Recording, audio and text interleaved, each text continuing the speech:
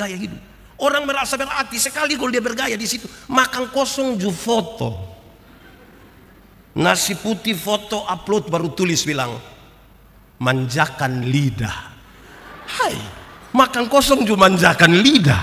Itu membiasakan lidah dia pun nama itu.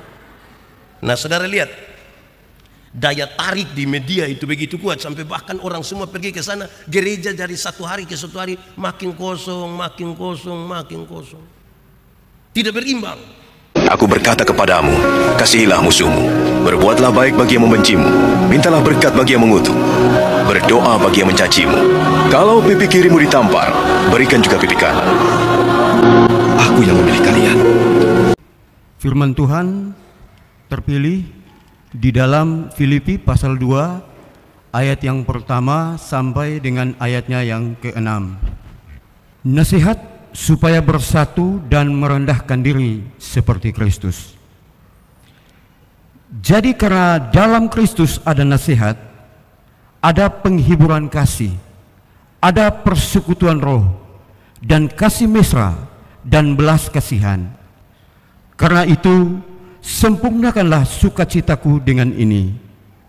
Hendaklah kamu sehati sepikir, dalam satu kasih, satu jiwa, satu tujuan, dengan tidak mencari kepentingan sendiri atau puji-pujian yang sia-sia.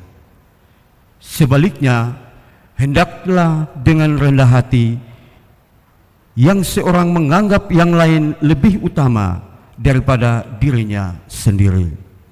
Dan janganlah tiap-tiap orang hanya memperhatikan kepentingannya sendiri, tetapi kepentingan orang lain juga. Hendaklah kamu dalam hidupmu bersama menaruh pikiran dan perasaan yang terdapat juga di dalam Kristus Yesus, yang walaupun dalam rupa Allah tidak menganggap kesetaraan dengan Allah sebagai milik yang harus dipertahankan. Demikianlah firman Tuhan. Yang berbahagia adalah mereka yang mendengar firman Tuhan dan memelihara di dalam hidupnya. Shalom. Selamat hari jadi yang ke-98 untuk persekutuan Jemaat Gemit Koinonia Kupang. Yang paling pertama saya ingin menyampaikan kepada kita hal yang standar.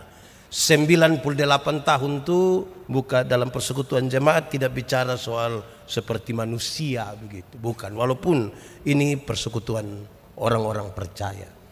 Saya bicara standar itu adalah kedewasaan itu ada 3. Ada berapa? Satu, dewasa biologis. Dewasa biologis itu hari kita pun berat badan hanya 37. Sekarang 73. Itu dewasa biologis.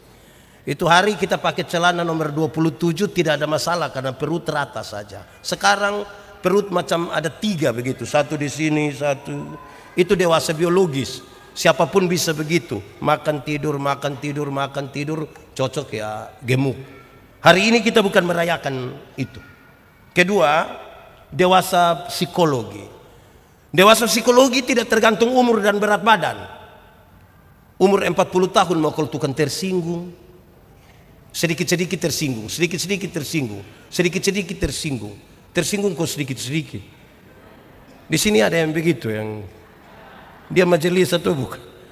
Nah, itu yang jadi soal. Jadi bukan itu. Makanya kalau dia tersinggung dari orang banyak, orang suka bilang badan besar tapi sesungguhnya dia masih kecil. Yang ketiga, dewasa iman. Dewasa apa? Dewasa iman tidak tergantung berapa lama kita melayani Tuhan, tidak bergantung berapa lama kita ada dalam persekutuan jemaat, berapa lama kita jadi anggota CD, berapa lama kita jadi anggota jemaat. Dewasa iman tidak itu. Saya suka menggambarkan saudara-saudara, dewasa iman itu kira-kira begini. Ada anak umur 3 tahun, ada meja berat 10 kilo. Anak umur 3 tahun bisa pikul meja yang 10 kilo? Bisa? Tidak bisa. 17 tahun kemudian dia umur 20 tahun. Dia bisa pikul meja yang 10 kilo? Bisa. Yang berubah anak atau meja? Anak. Itu dewasa iman. Orang dewasa iman tidak akan meminta beban menjadi ringan. Dia berdoa meminta bahu yang semakin kuat. Orang dewasa iman tidak akan merengek-rengek meminta Tuhan tolong kasih ringan ini beban. Kan dia tahu Kalau Tuhan izinkan ada masalah, Tuhan tahu seberapa kuat dia punya hidup. Amin. Saya mau tanya, saudara ada masalah kok? Tidak usah omong, saya lihat yang ini muka masalah semua. Masalah ialah kesenjangan antara harapan dan kenyataan. Harapan lain, kenyataan lain.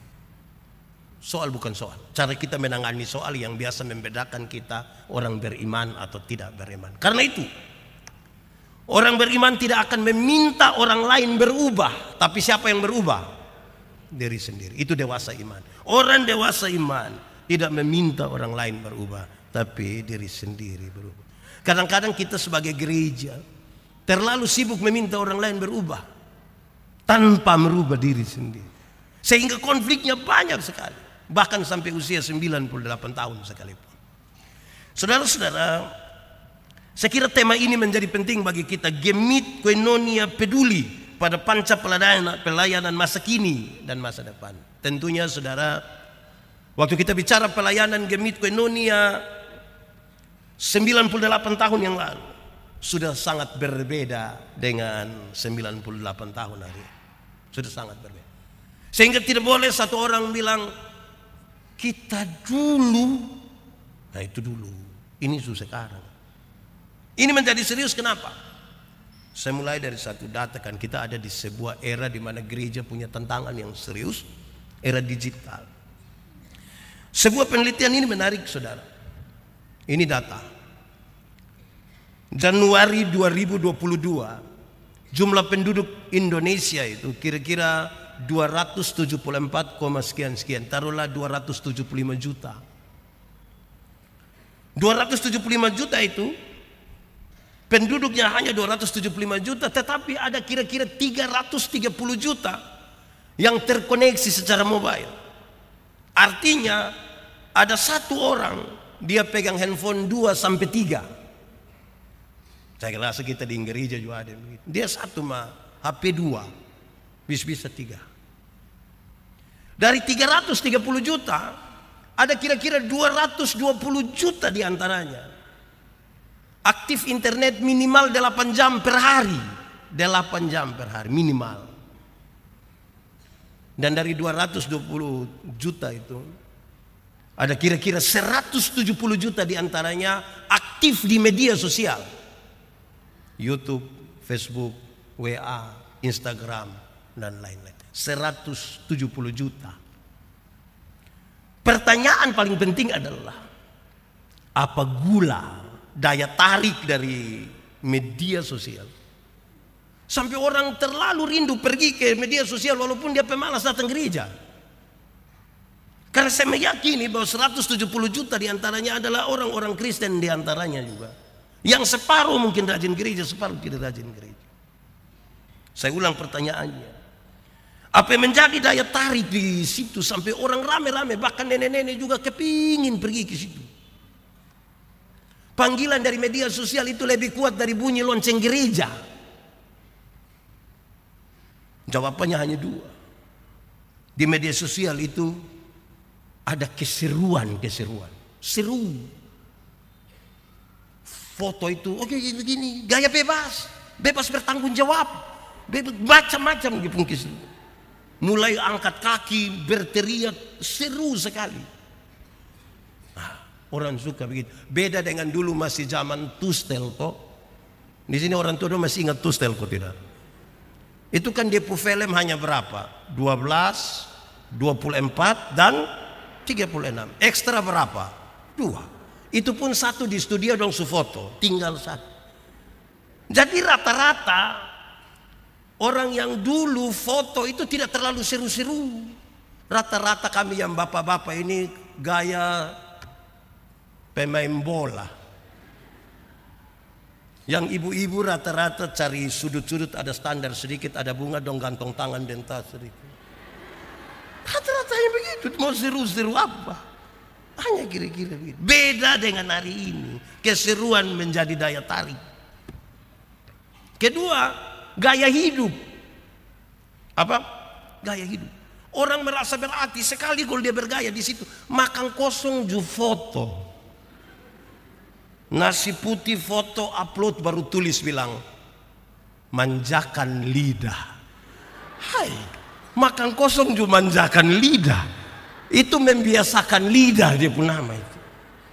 Nah saudara lihat, daya tarik di media itu begitu kuat sampai bahkan orang semua pergi ke sana. Gereja dari satu hari ke satu hari makin kosong, makin kosong, makin kosong. Tidak berimbang. Kalau kita tanya, Gemit Koinonia ini ada berapa jumlah jemaat? Nanti kita bilang 6.000 kok, 10.000 kok. Tanya yang hadir di ibadah-ibadah. Bilangannya kita banyak, kehadirannya kita sedikit. Lalu berdasarkan kenyataan itu, apa yang harus dilakukan? Kita jangan bicara nilai dulu. Lalu saya kira kata kunci pertama itu adalah kreativitas. Karena zaman sudah berubah. Kreativitas. Kalau kita konvensional terus tidak bisa. Mesti lebih berkreasi. Kreativitas jadi kata kunci. Karena di zaman lagi. Kedua, adaptasi. Orang butuh beradaptasi. Dulu kan ibadah ini pada hakikatnya analog, perjumpaan. Waktu Covid kita dipaksa dalam tanda petik untuk beribadah, ikut ini Zoom kah, online apakah. Memang kalau tidak adaptasi bahaya. Pertama bahaya bagi kami yang berkhotbah. Biasakan jemaat banyak begini jadi bisa lihat satu-satu. Ini kita mengandaikan jemaat di kamera kecil ini. Kalau tidak adaptasi kita pergi dengan gaya saudara-saudara yang selesailah. Lalu bagaimana dengan jemaat? Adaptasinya juga bermasalah. Karena biasa datang gereja ada lihat orang, makanya pakai pakaian bagus-bagus semua. Di rumah ikut ibadah di rumah, daster. Itu juga terobek sedikit di sini. Dorang bukan mengikuti ibadah, tapi menonton ibadah. Habis menonton baru bikin status, foto habis bikin status bilang selesai ibadah. Saudara lihat kita punya. Jadi adaptasi. Yang ketiga kolaborasi. Kolaborasi orang baru sebut hari ini. Gereja menyebutnya dari lama. Gereja menyebutnya dengan nama persekutuan. Gambaran tentang persekutuan gereja dijelaskan dengan sangat baik. Gereja itu Kristus kepala gereja. Dan kita adalah anggota-anggota dari satu tubuh. Tangan karena dia tangan, dia tidak lebih penting dari kaki. Mata tidak lebih penting dari telinga, dan seterusnya. Masing-masing menjalankan fungsi-fungsinya sebagai sebuah persekutuan untuk membangun persekutuan jemaat. Itu 3 kata kunci. Tapi saudara-saudara, walaupun kreativitas, adaptasi, kolaborasi menjadi kata kunci di perubahan zaman ini, tapi ibarat dunia yang harus digarami, gereja mesti hati-hati masuk di situ.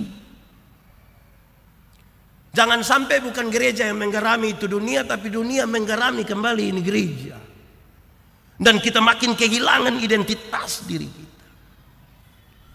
Lalu apa yang harus kita bicara hari ini dalam perayaan 98 tahun di dalam semangat tema Gemit Koinonia, peduli pada panca pelayanan masa kini dan masa depan.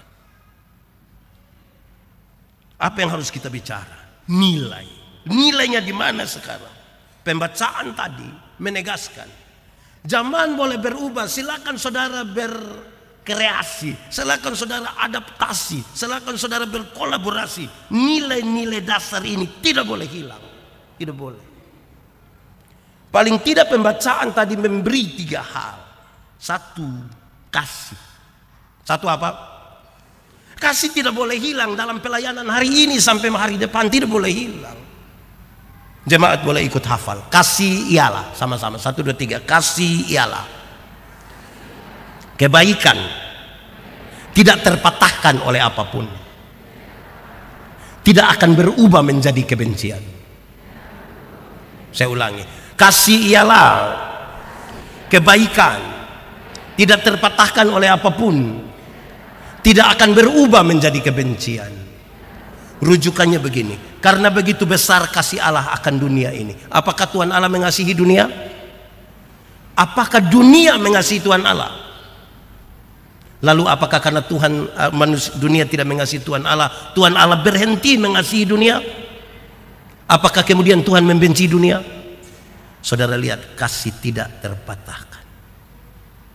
Itu yang tidak boleh hilang dalam perjalanan zaman ini dan masa yang akan datang. Tidak boleh hilang. Saudara bayangkan anak-anak muda kita masa kini. Di jalan raya sini ada orang celaka, don tidak tolong. Dorang bikin story. Ada orang celaka, don siaran langsung baru bilang, "Hai guys, ada yang kenal ini guys kok." Dia habis siaran langsung, guys mati. Kita kehilangan kasih. Kita kehilangan kasih. Dulu 24 Desember, saudara, itu orang semua mulai selamat sudah. Habis gereja sini mulai nenek selum, aduh cium ame dulu. Sekarang kan sudah ada WA, jadi don tulis kalimat mantap, meski tangan tak berjabat. Mulai tipu ini. Jadi saudara-saudara, jangan sampai nilai-nilai itu hilang dalam perubahan hari ini. Kasih harus tetap ada. Saya kasih masukan di beberapa panitia hari raya gerejawi. Saya bilang begini, panitia, ini panitia dong, kalau pas hari raya kan suka picatat nenek-nenek tua yang penerima diakonia dong. Tidak apa-apa toh. Terus dong undang nenek-nenek dong semua datang gereja. Mau habis ibadah pas warta jemaat bilang begini, bagi semua penerima diakonia supaya bersabar sebentar, setelah ibadah ini akan yang sehat-sehat semua sudah pulang, tinggal yang sakit-sakit. Panitia mulai panggil satu-satu, Nenek Manobe. Nenek Manobe kan ada sakit jadi ada yang sampai di sini dong angkat kantong merah satu isi beras, gula pasir, semua taruh. Nah kan Nenek Manobe sakit, dia tidak kuat ini. Dong bilang, nenek sabar kita foto sedikit, nenek kita foto. Saya mau tanya dulu, kira-kira kalau antar pi rumah bisa kok tidak? Bisa kok tidak? Kalau untuk kepentingan dokumentasi fotonya di rumah bisa kok tidak? Nah kalau bisa, kenapa panggil saya pun nenek datang di sini? Saya pun nenek kalau ada apa-apa saudara tanggung jawab kok. Jadi kasih itu mesti betul-betul tetap ada di sini. Jangan kepentingan foto ini. Saudara-saudara, kadang-kadang kita berdiakonia, kan panca pelayanan salah satunya diako. Widom piko bagi ame supermi dua di menela petu sana.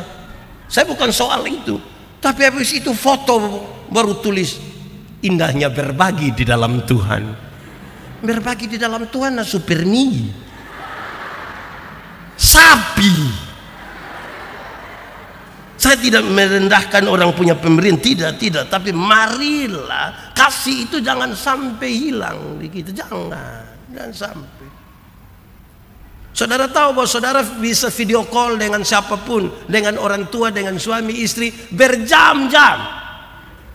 6 jam saudara video call berbeda dengan 6 menit kita berjumpa. 6 menit kita berjumpa berbeda dengan 6 jam kita video call. Nah kasih itu yang dijaga. Saya suka bilang kita pun kasih ini kadang-kadang memang butuh, kan dia selalu harus diuji toh. Tanpa perjumpaan yang analog itu kita susah itu. Karena tiap hari kasih itu diuji. Biasa kalau mau hari raya ada nenek-nenek lewat begini mau pi pasar, kita bilang, nenek di mana? Pi pasar weba. Nenek bawa apa? Ada bawa pepaya. Aduh nenek jam begini, nenek singa. Nenek minum apa nenek? Apa saja ibu? Nenek bilang, nenek mau teh, kopi, bir, wine. Nenek bilang. Terus nenek bilang, sudah saya wine saja. Kita ambil wine satu, nenek minum setengah botol. Terus kita di dalam ambil nenek, ini bayar ini pepaya itu hari bayar jadi ada gula sedikit. Ada kopi, ada beras. Nenek tinggal di mana? Di bawah mata. Nanti nenek pulang deng. Jalan kaki. Grab.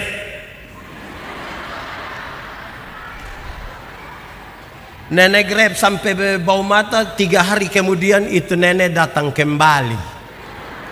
Datang bapak yang lihat, bapak bilang, mama, yo mama, kenapa? Lupa nenek sudah datang lah itu. Kasih itu dalam perjumpaan sebagai persekutuan itu diuji terus menerus. Tanpa kasih kita tidak bisa duduk bersama-sama begini, tidak bisa.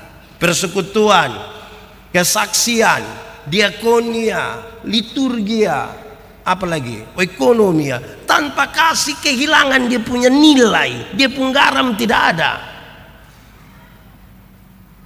Harus dengan kasih.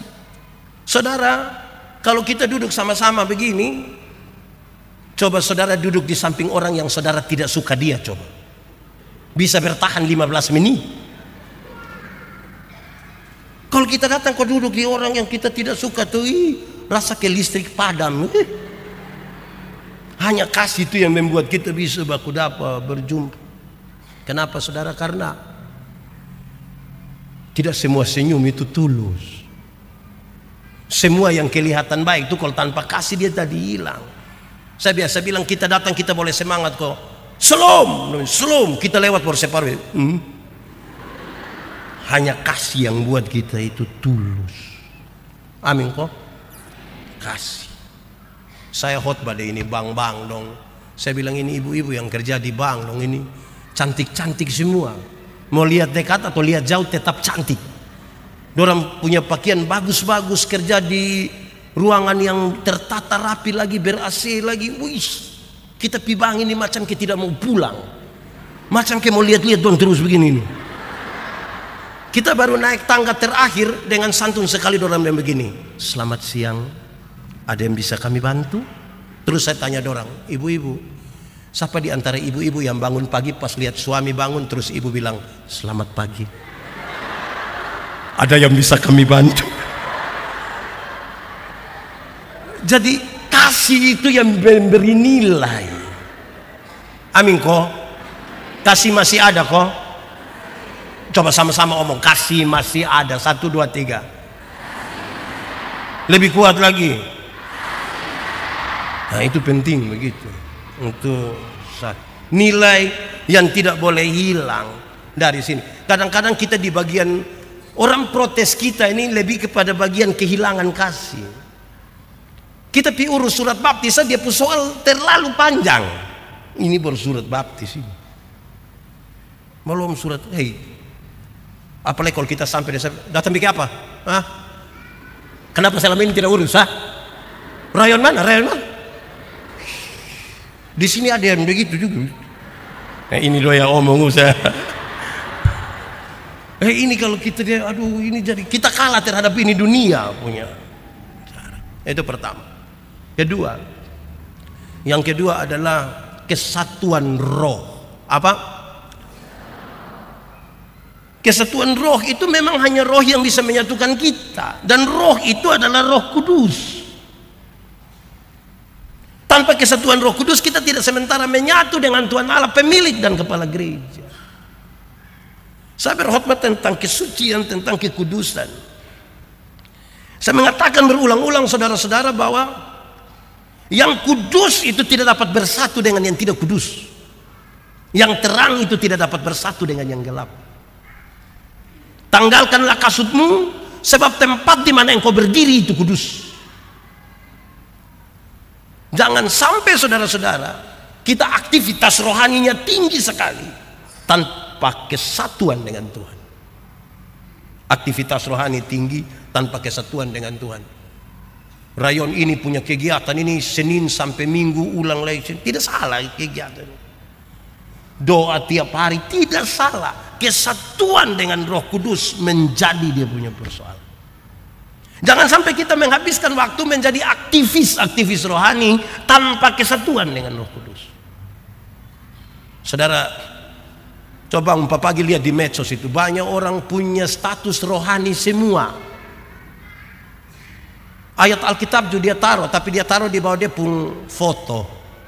Jadi dia foto baru taruh ayat Alkitab di bawah. Saya lihat-lihat tidak ada hubungan antara dia pemuka dengan ayat Alkitab, tidak ada.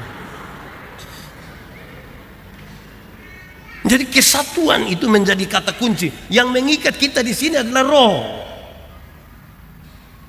Itu yang Tuhan Yesus inginkan menurut pembacaan tadi. Hendaklah kamu serupa dengan Dia dalam kesatuan.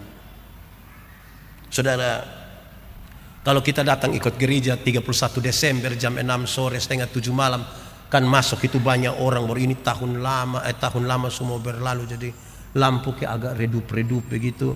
Ada bunyi musik klasik bilang tang tang tang tang tang tang tang tang tang tang tang tang tang tang. Ada yang baca puisi, tidak terasa. Saya dalam hati, lu tidak rasa. Ini 365 hari, ini rasa kok tidak? Lalu kenapa bilang tidak rasa? Terus dia omong bla bla bla bla bla. Dia bilang begini, sebentar lagi tahun lama akan berlalu. Mari kita tulis catatan-catatan dosa kita, biar dia berlalu bersama-sama dengan tahun lama. Tahun baru, hidup baru, semangat baru. Orang mulai tulis catatan dosa ini. Separuh tulis 5, separuh tulis 10, separuh pakai menangis. Aduh. Tulis habis tidak langsung buang, lipat baik-baik. Menyanyi, mampirlah dengar doaku.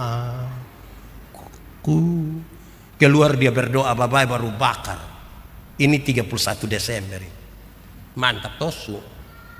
Itu 31 Desember. Masuk minggu kedua bulan Februari, dia gila kembali. Lebih parah dari tahun lalu. Soalnya di mana? Kesatuan dengan roh. Kesatuan dengan roh. Itu dia punya soal. Orang yang menyatu dengan roh itu penting sekali, karena kesatuan dengan roh itu memungkinkan kita menyatu dengan Tuhan Allah. Yang terang tidak dapat menyatu dengan yang gelap. Ada amin kok? Kita di terang bisa lihat orang di gelap. Bisa kok tidak? Orang di gelap bisa lihat kita di terang. Lalu kenapa kadang-kadang kita yang di terang lari kembali pergi gelap? Orang yang biasa di terang kok kembali pergi gelap itu kan dia suka melakukan yang begini, dia suka begini. Apa itu dia pun nama? Malui. Di sini ada yang biasa malui. Kalau dia sudah begini, tidak lama dia akan bilang baku aja itu. Karena itu saudara-saudara, kesatuan itu menjadi penting. Tanpa kesatuan dengan Tuhan, saudara-saudara, saya kira kita bermasalah. Orang ketika mula-mula dia diberi kesempatan menyanyi, berkhotbah, itu dia pun kesatuan dengan roh tidak ada dua. Misalnya dong mau menyanyi sini, dia kasih tahu di grup keluarga, grup alumni, grup bilang, aduh tolong doa karena saya besok ini perdana, tolong doakan. Dong berdoa, dia datang menyanyi itu masih standar. Ku tahu Tuhan pasti buka jalan. Habis dia berdoa, Tuhan terima kasih. Selesai semua, Tuhan terima kasih. Terbiasa. So tidak andalkan Tuhan lagi, kesatuan menjadi jauh. Dia datang, dia tinggal bilang yang main keyboard A. Dia mulai yang main keyboard, dia mulai menyanyi. Ku tahu Tuhan pasti buka jalan. Ku tahu Tuhan. Tidak salah diimprovisasi, tidak salah. Jadi jangan bilang orang improvisasi, saya tidak bilang begitu. Kesatuannya yang kita bicara. Karena jangan sampai karena terbiasa sekali kita mulai meninggal. Sama kan kita majelis pendeta tambah dengan ini anggota SID ini kan waktu ditanya, apakah jawabmu? Kan kita dramatisir sekali itu jawaban kan. Apakah jawabmu? Ya, saya percaya dan Ya habis hilang Bapak. Di Koinonia juga ada begitu. Rayon mana pun majelis tuh.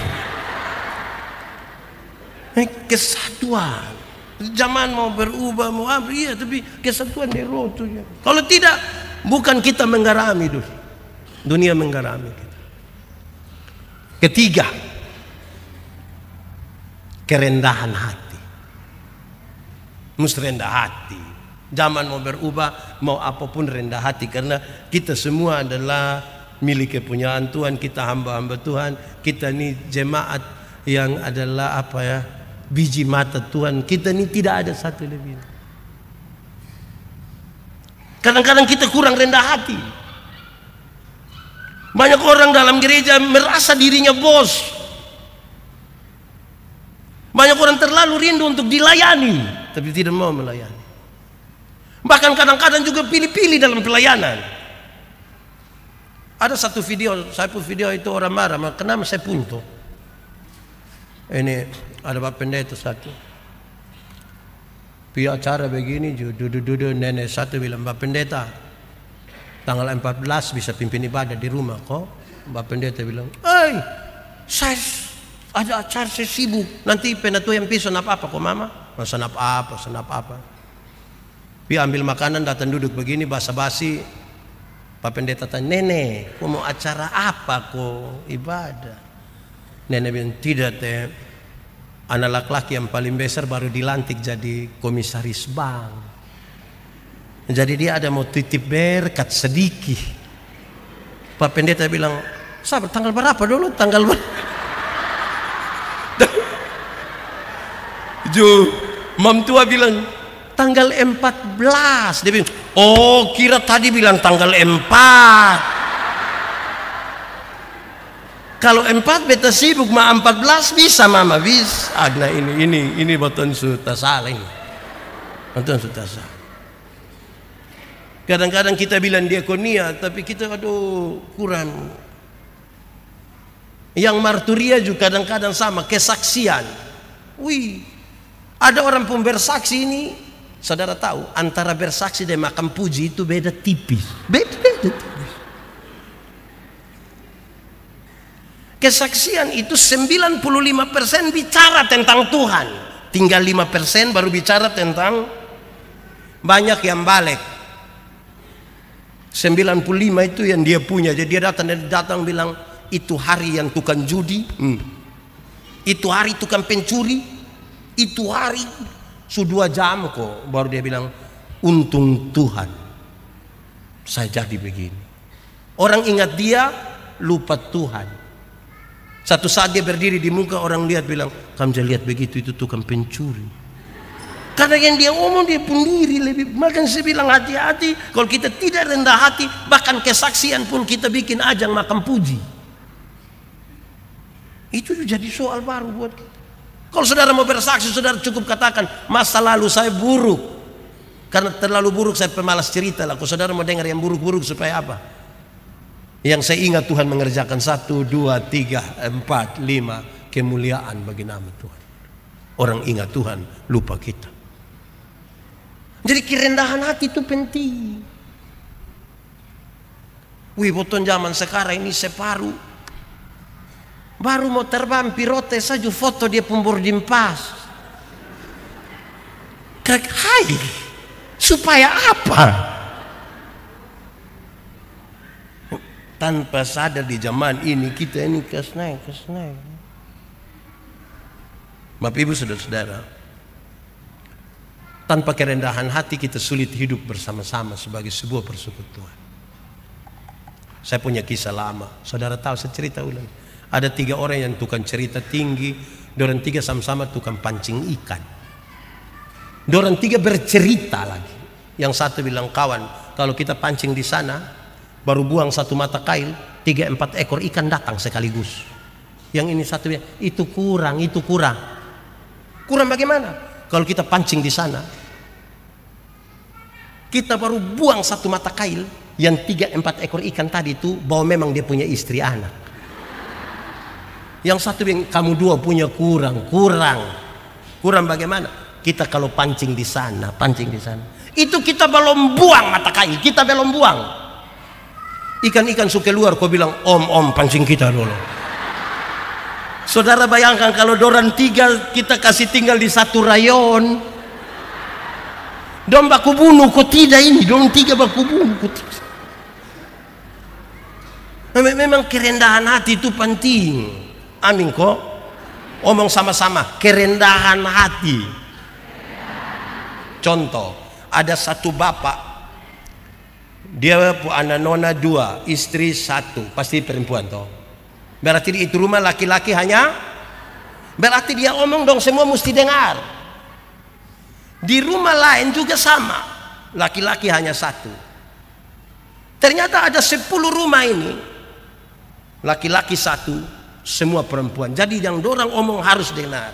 Nah, di luar dugaan, dorang 10 yang sudah biasa didengar di rumah, 10 terpilih menjadi majelis gereja. Dan dong 10 rapat.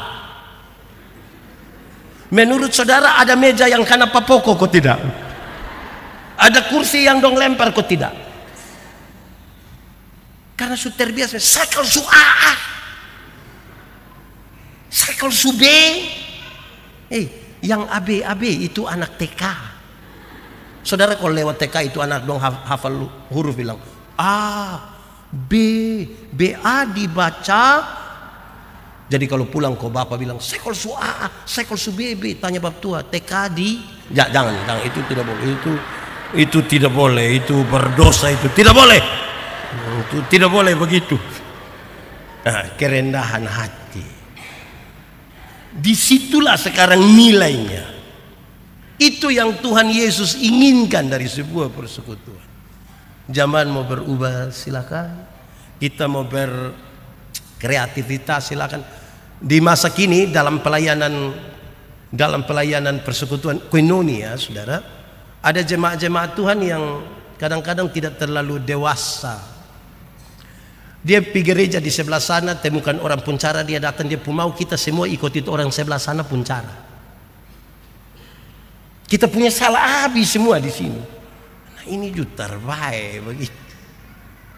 Kreativitas itu dibangun pada tataran yang sebenar, yang tidak kehilangan nilai, yang betul-betul taruh pada tadi kasih, kesatuan dengan roh, dan sekaligus dengan kerendahan hati.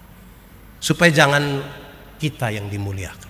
Janganlah tiap-tiap orang mencari keuntungan sendiri untuk puji-pujian yang sia-sia, tapi nanti Tuhan yang dipermuliakan. Selamat ulang tahun ke-98. Tuhan Yesus memberkati Gemit Koinonia Kupang. Amin. Aku berkata kepadamu, kasihilah musuhmu, berbuatlah baik bagi yang membencimu, mintalah berkat bagi yang mengutuk, berdoa bagi yang mencacimu. Kalau pipi kirimu ditampar, berikan juga pipi kanan. Aku yang memilih kalian.